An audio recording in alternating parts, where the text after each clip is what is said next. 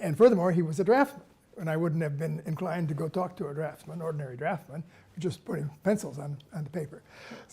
So there was that schism between, you know, the people who thought they knew a lot, the people who allegedly were actually doing the real work.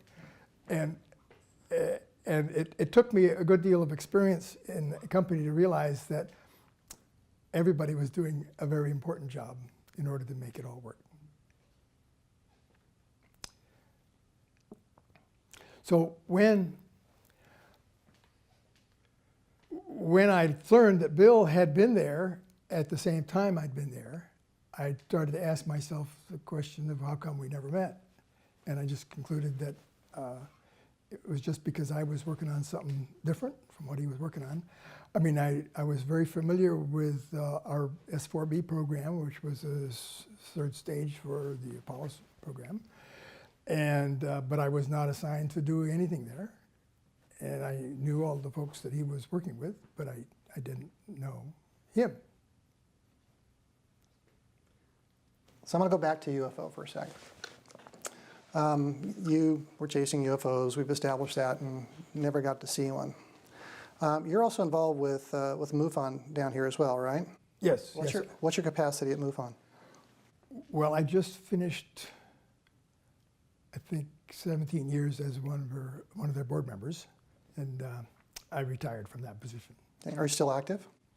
I'm still active, yes. Actually, I'm still involved in helping to plan next year's conference, which, it hasn't been publicly announced yet, is going to be. Do we want to broadcast that now? Because this is going to go out. I don't think so. I want to ask you, and I asked you this the last time we visited, and I love this topic, because you've been involved with MUFON. Yes. And you've met people who have seen UFOs and who have had encounters with ET. Would you ever want to see a UFO? No. Why not? Well, let's see one. I might be willing to see one if it's 100 feet away. But my observation is that the subsequent events that happen to people who get really closely involved is generally not good. There's probably exceptions, but I haven't ever personally seen one. I've never personally been threatened that I'm, quote, saying too much to the public. I've spoken with the Rotary Club, the Exchange Club I belong to, telling them what's really going on, and nobody seems to care. So. Yeah, it sounds about right. People are pretty busy with their lives, and it's not anything that kind of affects them.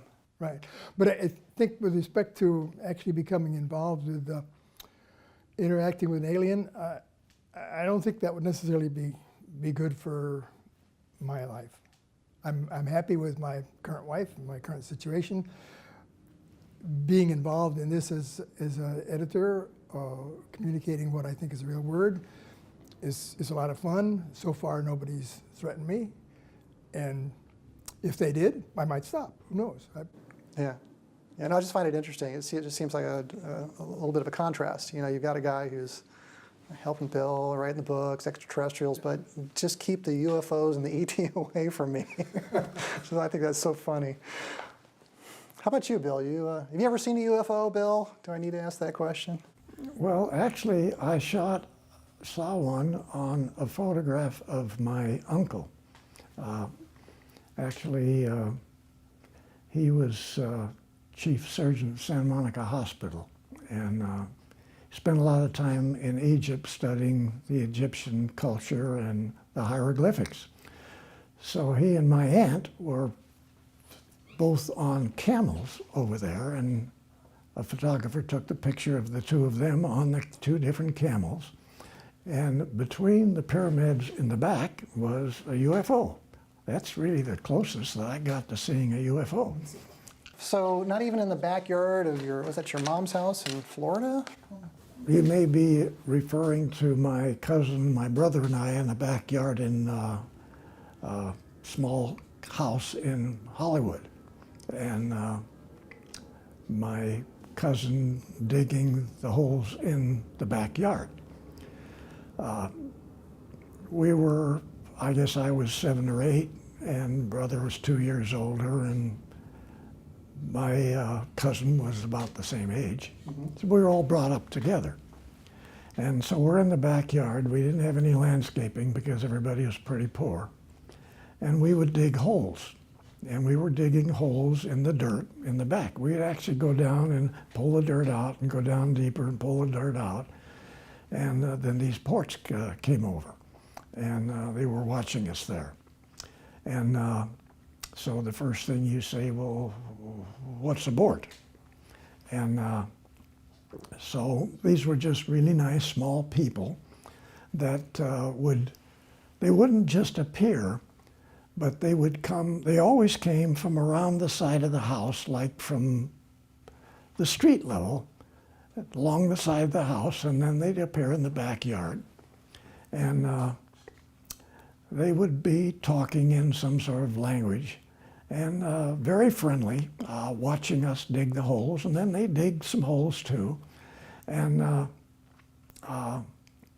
finally, it got to a point where they were interfering with my cousin's hole, and so he had to sort of make them back off. And but we didn't go as enemies, and they would leave. So again, the question came out, who were the Borts? And I guess Bob doesn't know much about this part, but That's true. my cousin, John Handon, he got malaria in the Pacific during World War II, came back, got his doctor's in geology, went to work for a Shell Oil Company down in Houston, and had to leave California. And got married, went down there. And he continued his studies and finally got a doctor's in astrophysics. And he became a very prominent astronomer. And he was funded in a hole drilling program off of the East Coast down on a platform underneath the ocean where they drilled down the deepest hole for research at what the planet was made of underneath the ocean bottom. A lot of publicity about it. And so he became an advisor to TRW Systems, which I worked at quite a number of years after I had left 12 years at Douglas, where Bob was. And so he became a consultant to us. And it was interesting that his Borts continued to be involved in his drilling of the deepest holes on the planet. Is this the first you're hearing about this? Yes. And so John got funded. He became dean of Texas A&M, and got considerable money to study extraterrestrials. And of course, his interpretation of the Borts were that they were extraterrestrial children. That's in the backyard of a small house in Hollywood. So You know, if I'm an ET child, where am I going to hang out? You know, there's a backyard in Hollywood. Let's go there. Yeah. Let's go dig some holes. So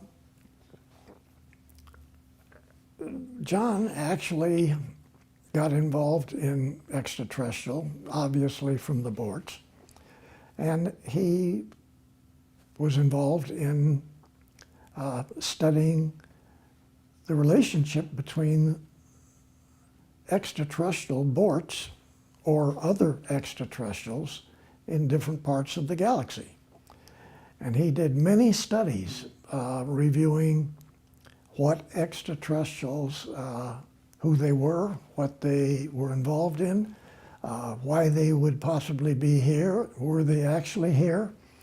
And here he is, a astrophysicist. His job is studying dirt,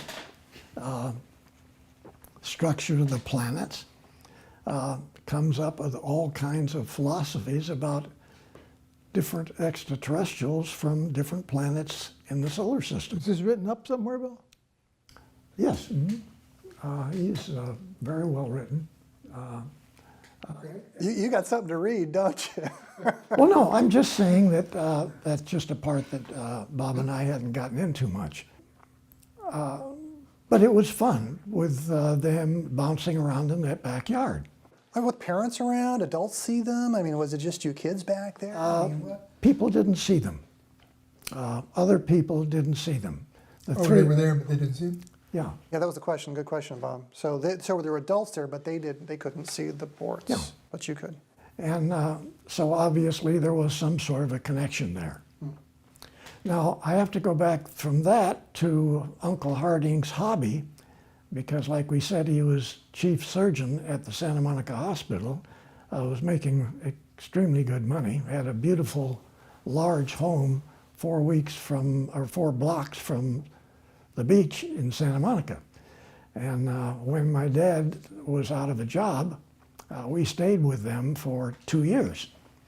And he and his wife and the 3 daughters were taking continued trips to Egypt, storming over and inside of the pyramids and making arrangements to bring back all types of Egyptian artifacts. Now, Uncle Harding was convinced that the Egyptians were related to extraterrestrials, and he was convinced that extraterrestrials existed out in the galaxy and were somehow being involved in what's taking place on this planet. So his work was studying everything that he could find, looking at all aspects of the Egyptian civilization here on this planet, and what were all the artifacts. We brought them back. He had thousands of photographs he took over in Egypt. Brought them back, set up studies, different people on all different subjects. And he sort of narrated, sometimes participated as a senior member of the groups, sort of an advisor to different studies. Obviously heavy in astronomy. This is over at TRW? No, he did this mostly independent with his work in Texas, in Houston. And however, he was an advisor to Caltech. He was also an advisor to TRW Systems, and became a principal in the program. What the Borts had to do with it, anybody's guess. The principal in what program are we talking about, Bill? Primarily in communications and in interpretations of the language, interpretations of the hieroglyphics, and because I have to say, I was at Douglas when Bob was there for 12 years, but we never worked together there. But we worked on many of the same programs, same missile programs, and just doing different things. And so at Douglas, I sort of got involved in a different manner than Bob had on extraterrestrials. And so I was addressing some of the things that I had been involved in the Navy, which were heavily involved in the Germans being supported by reptilian extraterrestrials before World War II and during World War II. And this is a whole different story, a whole different box. Right, and we can go there in a bit. I want to go back, just try to summarize some of what you said, because I'm a little bit lost on Dr. Harding, his work with the Egyptians. What is the communications? How does that tie into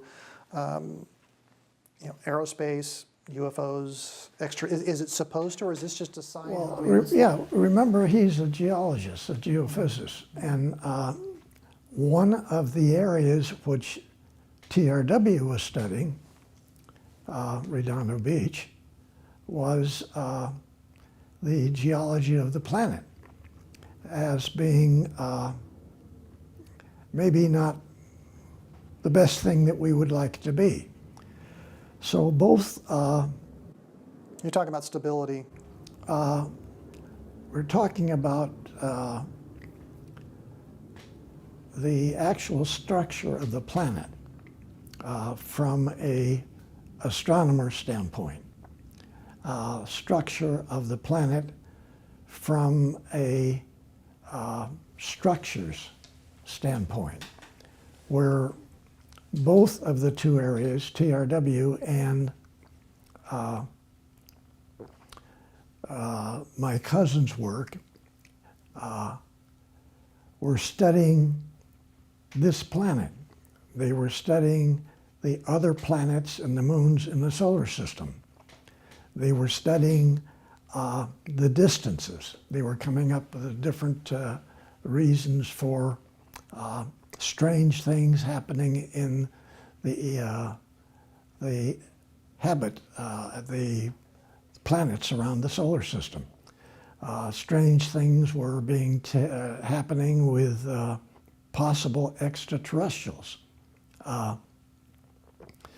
So one of the studies at TRW was to take a look at the planet itself from, say, thousands of years ago. And way back, of course, they found that there was only one continent on the planet, and it was on one side of the planet.